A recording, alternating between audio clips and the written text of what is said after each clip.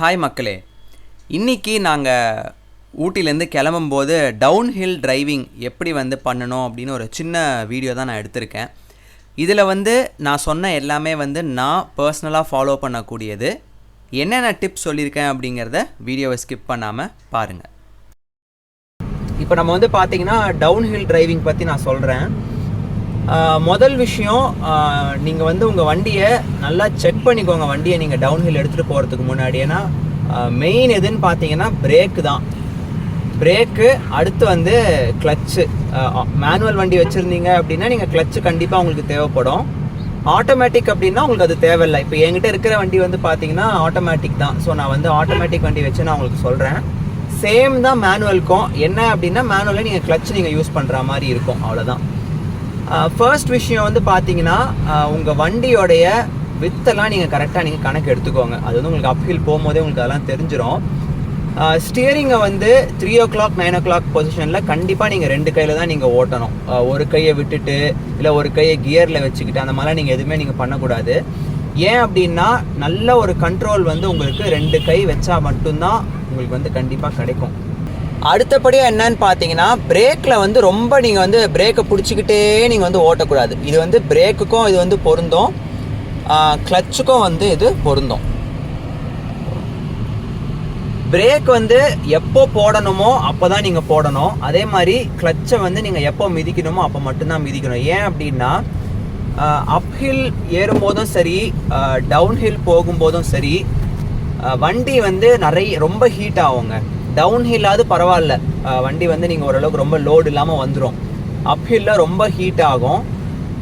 பண்ணக்கூடாத சில விஷயங்களையும் நான் சொல்லிடுறேன். ஒன்று நியூட்ரலில் போட்டுட்டு நீங்கள் வண்டியை கோஸ்ட் பண்ணுறது அப்படின்னு சொல்லுவாங்க. இது ஃபியூவல் சேவ் பண்ணணும் அப்படின்னு சொல்லிட்டு மேனுவல் காரில் தான் அதெல்லாம் பண்ண முடியும். நியூட்ரலில் போட்டுட்டு அவங்க பாட்டம் அந்த வண்டியோடைய லோட்லேயே ஓட்டிட்டு வருவாங்க. அது உங்களுக்கு சேஃபே கிடையாது. அதை பண்ணவும் பண்ணாதீங்க. ஒரு என்ன மிஞ்சி போனால் ஒரு 5 லிட்டர் இல்லை 10 லிட்டர் பெட்ரோல் தான் உங்களுக்கு செலவாகும். அதுக்காக நீங்கள் ரொம்ப ரிஸ்க்லாம் எடுக்காதீங்க.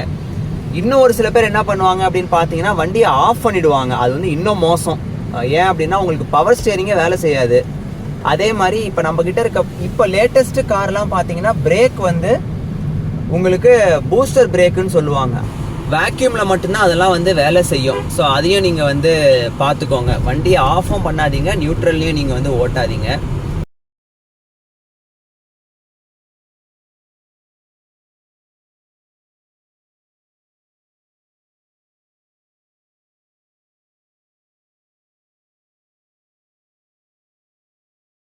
இன்னும் ஒரு முக்கியமான விஷயம் நான் சொல்லிடுறேன். நீங்கள் ஹில் கிளைம்பிங்கை பொறுத்த வரைக்கும் ரெண்டுத்துக்குமே, அப் ஹில்க்கும் இது பொருந்தும், டவுன் ஹில்லுக்கும் பொருந்தும். முதல் விஷயம் என்ன அப்படின்னு பார்த்தீங்கன்னா ஓவர் ஸ்பீடு வேண்டாங்க. டவுன் ஹில் போகும்போது பார்த்தீங்கன்னா ஃபஸ்ட்டு 3 கியர்ஸில் மட்டும் ஓட்டுங்க. அதுக்கு மேலாம் நீங்கள் போகாதீங்க. ஆட்டோமேட்டிக் வச்சுருக்கீங்க அப்படின்னா மேனுவலாக உங்களால் கியர் போட முடியும் அப்படின்னா 3 கியர்ஸை லாக் பண்ணிக்கோங்க. இல்லை அப்படின்னா ஓவர் டிரைவ் ஃபங்க்ஷனை ஆஃப் பண்ணிவிடுங்க. இப்போ நான் XL6 அப்படி தான் நான் பண்ணுறேன். நான் செகண்ட் கியரில் தான் மோஸ்ட் ஆஃப் த டைம் இந்த வண்டி ஓடிச்சு ஹில்ஸில். இப்போ டவுன்ஹில் போகும்போது தான் நான் டி மோடில் போட்டுட்டேன். அதே மாதிரி ஓவர் டிரைவை ஆஃப் பண்ணிட்டேன். ஏன்னா நம்ம டாப் கியருக்கு போகக்கூடாது அப்படிங்கிறதால ஓவர் டிரைவை நான் ஆஃப் பண்ணிட்டேன். இதெல்லாம் நீங்கள் கொஞ்சம் பார்த்துக்கோங்க. அதே மாதிரி நீங்கள் மலையில் ஏறும் போதும் சரி, இறங்கும் போதும் சரி, ஏறறதுக்கு முன்னாடி பெட்ரோலை ஃபில் பண்ணிவிடுங்க. இறங்கிறதுக்கு முன்னாடி பெட்ரோலை ஃபில் பண்ணிவிடுங்க. போதுமான அளவு உங்களுக்கு எவ்வளோ தேவையோ அதை நீங்கள் ஃபில் பண்ணிவிடுங்க. இதெல்லாம் நீங்கள் பார்த்துக்கிட்டிங்கனாலே நீங்கள் நல்ல ஒரு என்ஜாய் பண்ணி நீங்கள் டிரைவ் பண்ணலாம். அதே மாதிரி ஏசி போட்டுட்டு எக்காரணத்துக்கு கொண்டோ மலையில் வண்டியை ஓட்டாதீங்க. ஏற்றுறதும் சரி, இறங்குறதும் சரி, ஏசியை போட்டுட்டு வண்டியை நீங்கள் யூஸ் பண்ணவே பண்ணாதீங்க ஹில்ஸை பொறுத்த வரைக்கும். ஹாரனை நிறையா யூஸ் பண்ணுங்கள். எங்கெங்கெல்லாம் நீங்கள் டேர்ன் பண்ணுறீங்களோ அங்கெல்லாம் நீங்கள் ஹாரனை நிறைய யூஸ் பண்ணுங்கள், நிறைய அடிங்க, தப்பு கிடையாது. ஹாரன் அடிக்காதீங்க அப்படின்னு போட்டிருந்தா மட்டும் அடிக்காதீங்க. மற்றபடி எல்லா இடத்துலையும் நீங்கள் ஹாரனை யூஸ் பண்ணுங்கள். அடுத்தபடியாக என்ன நான் சொல்லணும் அப்படின்னு பார்த்தேன்னா, முடிஞ்சால் நீங்கள் ஒரு குரூப்பாக வரீங்க அப்படின்னா, சோலோ டிரைவர் சோலோ ட்ராவலர்ஸ்க்கு கதை வித்தியாசம். முடிஞ்சால் நீங்கள் குரூப்பாக வரீங்க அப்படின்னா வண்டி ஓட்ட தெரிஞ்சவங்களையும் நீங்கள் கூட கூப்பிட்டு வர்றது நல்லது. ஒரு அவசரத்துக்கு ஏதாவது ஒன்றா டக்குன்னு அவங்க வண்டி எடுத்து ஓட்டுறதுக்கு ரொம்ப யூஸ்ஃபுல்லாக இருக்கும். இப்போ எனக்கு பார்த்தீங்கன்னா எனக்கும் ஓட்ட தெரியும், என் ஒய்ஃப்க்கும் வந்து வண்டி ஓட்ட தெரியும். அதனால் வந்து எங்களுக்கு அந்தளவுக்கு வந்து ப்ராப்ளம் கிடையாது. ஈஸியாக நாங்கள் வந்து மேனேஜ் பண்ணிவிடுவோம். இன்னொரு பாயிண்ட் இருக்குங்க. இது வந்து டயர் சம்மந்தமான ஒரு விஷயம்.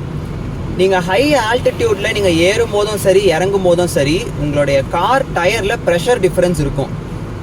ஏறும் ப்ரெஷர் வந்து இன்க்ரீஸ் ஆகும். நீங்கள் ஏன்னா நம்ம வந்து ஏறுறதை விட இறங்கும் போது நம்ம வேகமாக இறங்கிடுறோம் இல்லையா? ஸோ ப்ரெஷர் வந்து இன்க்ரீஸ் ஆகும்.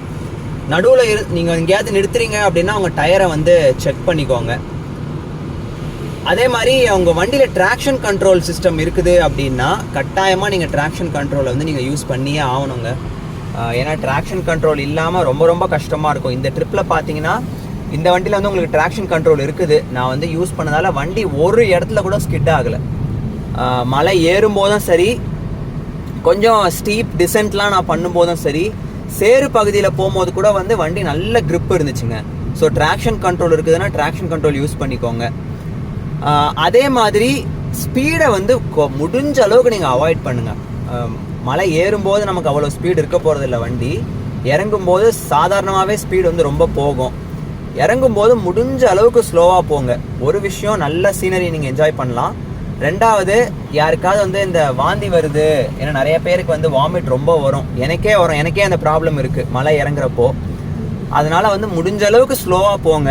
ஒன்ஸ் நீங்கள் ஃப்ளாட்டான சர்ஃபேஸ் வந்த உடனே நீங்கள் வந்து சேஃபான ஸ்பீடில் நீங்கள் போகிறது உங்களுக்கு அட்வைசபிள் தான்.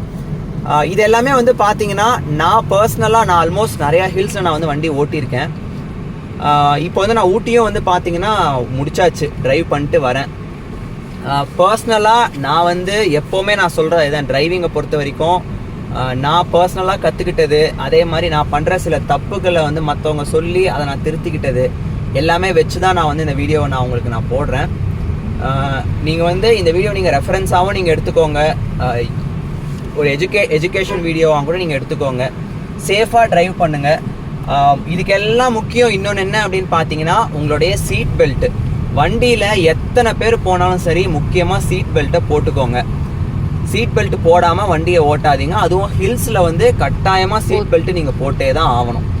ஸோ ஹேர்பின் பெண்ட்லாம் பார்த்தீங்கன்னா நல்லா ஹார்ன் அடிங்க, கொஞ்சம் நல்லா ஸ்லோ பண்ணி மெதுவாக டேர்ன் பண்ணுங்கள். ஏன்னா வந்து உங்களுக்கு இந்த மாதிரி மேலே போகக்கூடிய வெஹிக்கிள்ஸ்லாம் கூட வருங்க.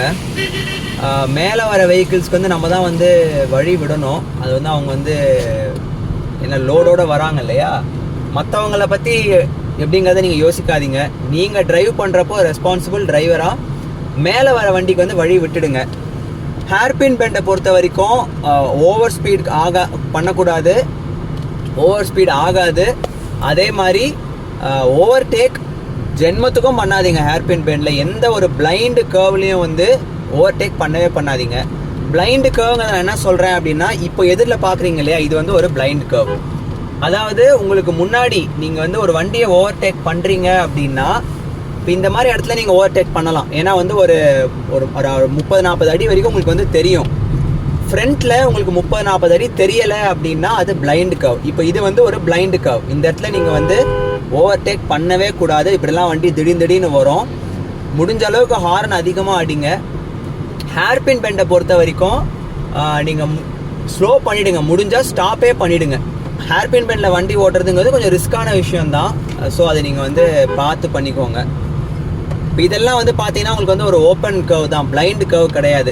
நல்ல விசிபிலிட்டி இருக்கும். அதே மாதிரி அனிமல்ஸ்லாம் கூட கிராஸ் பண்ணோம். நீங்கள் ஹில்ஸில் போகிறீங்க அப்படின்னா இந்த மாதிரி குரங்கு நிறையா இருக்கும், மாடுங்க வரும். அதெல்லாம் நீங்கள் கொஞ்சம் பார்த்து மெதுவாக ஓட்டுங்க. மெதுவாக ஓட்டினீங்கனாலே உங்களுக்கு வந்து எந்த ஒரு ப்ராப்ளமும் வராது. இதான் ஃபர்ஸ்ட் டைம் என் சேனல் பார்க்குறீங்க அப்படின்னா சப்ஸ்கிரைப் பண்ணிவிட்டு நோட்டிஃபிகேஷன் ஐக்கானை மறக்காமல் ஆன் பண்ணிவிடுங்க. சேனல் க்ரோ ஆகிறதுக்கு உங்கள் சப்போர்ட்டை முடிஞ்ச அளவுக்கு கொடுங்க. ஸோ இப்போ நீங்கள் பார்க்குறது ஒரு ஹேர்பின் பெண்டுங்க. ஆக்சுவலான ஒரு எக்ஸாம்பிள் பாருங்கள். எப்பவுமே இந்த மாதிரி நல்ல லெஃப்ட் நீங்கள் இறங்குறீங்க அப்படின்னா லெஃப்ட் கார்னரில் போயிட்டு லெஃப்ட்லேயே நீங்கள் டேர்ன் பண்ணுங்கள். அப்போ தான் வந்து ரைட் சைட்லேருந்து வண்டி ஏறும்போது கூட ஈஸியாக ஏறிடும். நீங்கள் ரைட்டில் ஏறுறீங்க அப்படின்னா லெஃப்ட், அதாவது கொஞ்சம் ரைட்டு வாங்கி நீங்கள் லெஃப்ட் ஏறணுங்க. மலை ஏறுறப்போ ரொம்ப க்ளோஸாகவும் ஏறாதீங்க. ஏன்னா அப்படி ஏறினீங்கன்னா உங்களுக்கு வந்து உங்கள் வண்டிக்கு டயர் கிரிப்பு கிடைக்காது. ஸோ அதுவும் நீங்கள் வந்து பார்த்துக்கணும். இந்த மாதிரி சில குட்டி குட்டி டிப்ஸ் வந்து உங்களுக்கு யூஸ்ஃபுல்லாக இருக்கும் அப்படின்னு நம்புகிறேங்க. ஹில் டிரைவிங் போகிறப்போ அகெயின் ரொம்ப கேர்ஃபுல்லாக ஓட்டுங்க, நல்லாவும் என்ஜாய் பண்ணுங்கள். அடுத்து வந்து இன்னொரு நல்ல வீடியோஸ் வந்து அப்கமிங்கில் ரெடியாக இருக்குது நம்ம சேனலில். நீங்கள் பண்ண வேண்டியதெல்லாம் சேனலுக்கு சப்ஸ்கிரைப் பண்ணுங்கள், க்ரோ ஆகிறதுக்கு ஹெல்ப் பண்ணுங்கள்.